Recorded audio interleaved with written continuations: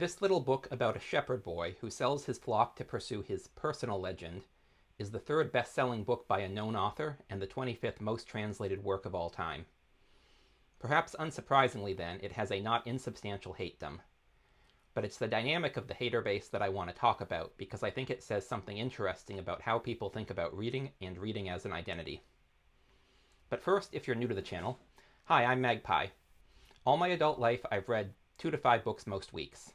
I go through books like a silverfish, but it was only in the past couple years, after my father died, that I realized how unusual I am as a reader, that reading is a skill and one I already excel at, and that if reading is a skill, it's one I could get still better at through seeking to actively develop it.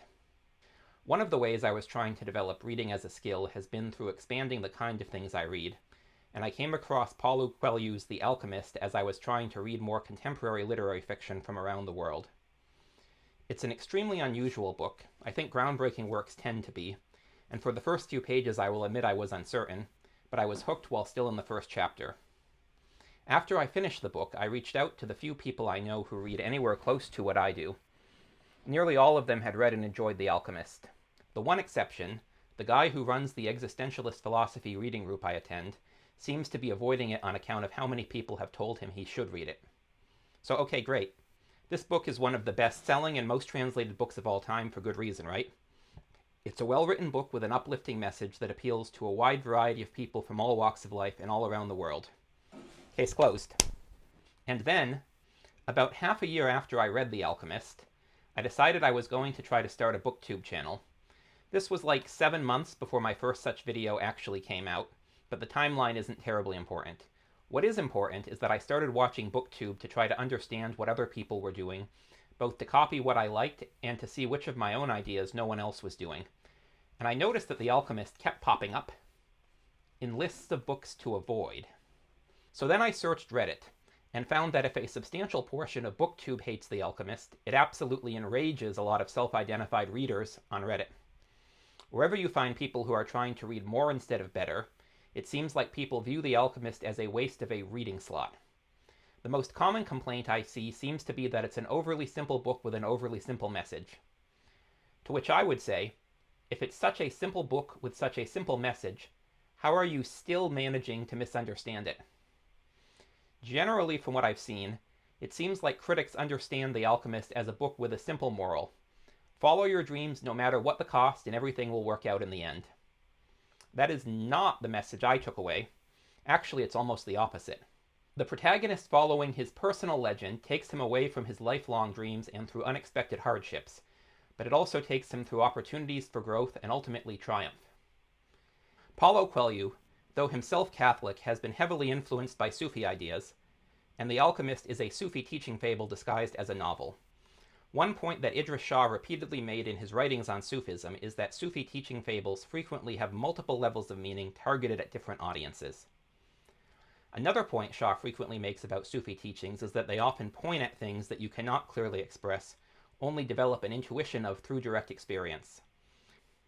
The idea that many important ideas can be understood only through direct experience and not through verbal instruction features prominently in Taoist texts as well. And it also shows up in a range of religious traditions, ranging from Hindu Vedanta to Hasidic Judaism to conventional Christian ideas of the Trinity. So when I say The Alchemist has multiple morals, even if I were to name all those I see, I would still probably not see all of them, and there are some ideas that I think I sort of grok, especially after having read many other Sufi-influenced and Taoist texts, but I couldn't explain. But I'm not going to list them here, because I want to encourage people to read or reread the book. Some of the morals I could name spoil the ending, while others simply miss parts of the book you just have to experience. And for me, a big part of what makes The Alchemist an exceptional book is the experience of reading it. I think what puts a lot of people off is the expectation a lot of modern readers have that all fiction should have amazing character work and character-driven stories. Perhaps because I'm autistic, I've never had that same hang-up, and I've always been able to appreciate stories that are driven more by the world and the atmosphere than interactions between characters. I loved traditional folk tales as a child, and The Alchemist is a distinctly folkloric work. The Alchemist is a rich, deeply immersive, atmospheric experience of an idealized fantasy world that exists coterminously with our own. The book's exceptional popularity suggests that it's not just people who read a lot and widely who appreciate The Alchemist for what it is, it's also the people who don't read much as well. It seems like objections to the apparent simplicity of The Alchemist overwhelmingly come from people who read enough to have a good idea of what good character work should look like to know that The Alchemist isn't that, but don't read widely enough to appreciate fiction driven by things other than character work. What's interesting to me is that when I've seen people who don't like The Alchemist defending Coelho as a writer, they usually point to Veronika Decides to Die as proof that Coelho can actually write. I will say, of all the half-dozen Coelho books I've read so far, Veronika is my second favorite, but it's a very different book from The Alchemist, a much darker premise, and a book that actually is driven by complex character work. Veronika is not proof that Coelho can write. The Alchemist already demonstrated that definitively. Rather, it's proof that he can maintain his humane and uplifting style while writing in a much darker setting, and that he can write a story driven by character work. It's proof that he understands how to write according to modern literary conventions, but he usually chooses not to. The narrowness of our conception of modern fiction, and especially modern fantasy, as literature that should be driven by characters is something I've noticed before. My all-time favorite writer of fiction is the classic science fiction writer Jack Vance, and I think that a big part of why people don't read him today is that his character work does not meet modern standards. To be clear, I would argue that Vance is extremely skilled at character work. It's just not what modern audiences expect. Most of his characters are uncoded ADHD, and most of his villains, where villains even exist in his stories, are full-blown narcissists and psychopaths. On top of that, his stories tend to be driven more by character interactions with his settings than with other characters. In a literary world that expects marginalized characters are heavily coded and explained, that villains are torn apart by moral dilemmas, and that a story should work equally well whether it's set in steampunk Russia or a wizarding version of Rome, it's easy to understand how Vance's character work looks bad by today's standards. But Coelho in The Alchemist barely does character work at all, even for his protagonist. Because the character work is not the point of The Alchemist, the setting is. It's a book that it's all about the main character's journey. The only BookTube video I saw criticizing The Alchemist that seemed to sort of get it described it as self-help in fiction form. And certainly it has a message about what is possible if you try to follow your personal legend. But Coelho actually wrote a self-help book. It's called The Warrior of Light. I have mixed feelings about that book. It feels like he's trying to imitate Kahlil Gibran in The Prophet, and not even Kahlil Gibran managed to replicate what Kahlil Gibran did in The Prophet. But The Warrior of Light does have one passage that I found meaningful, and a friend of mine found meaningful as well.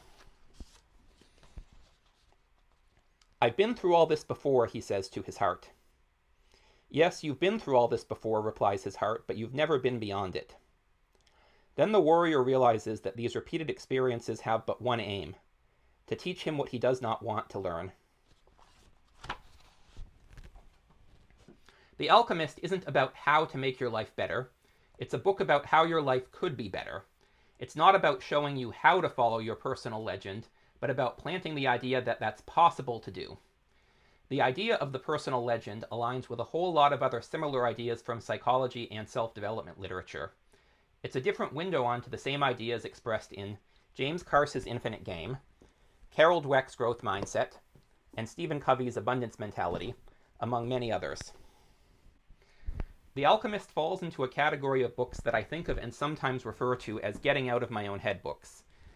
These are books that help me avoid spiraling into fear of failure and get back into the mentality of pursuing learning, growth, and opportunity. Most of these have been either Taoist texts, Sufi texts, or Sufi-influenced works. These last include not just The Alchemist itself, but Carse's Finite and Infinite Games, Borges' Fictions, and Gibran's The Prophet. As I've expanded my reading, I've found examples of such works that are not Sufi or Taoist influenced as well. These include Maya Angelou's poetry, G.K. Chesterton's essays, and I've realized that many of Jack Vance's stories serve me in a similar fashion, as do the short stories of certain other writers. As I've identified getting out of my head books as a category, I found that some surprising people appreciate them, but I've also found that I get pushback from some surprising places. Like, I remember reading Maya Angelou's poem The Human Family in a Quaker discussion group, and one person objecting that he had great respect for Maya Angelou, but he would never be able to relate to people who disagree with him on political and cultural issues within the US. One of the biggest reasons I've come to recognize and love getting out of my own head books is that it gets me out of limiting defensive approaches to life and problem solving. But when you're already deeply embedded in zero-sum us versus them thinking mindset, suggestions that you should get out of it, as with Angelou's poem, can themselves seem threatening, like a concession to the enemy.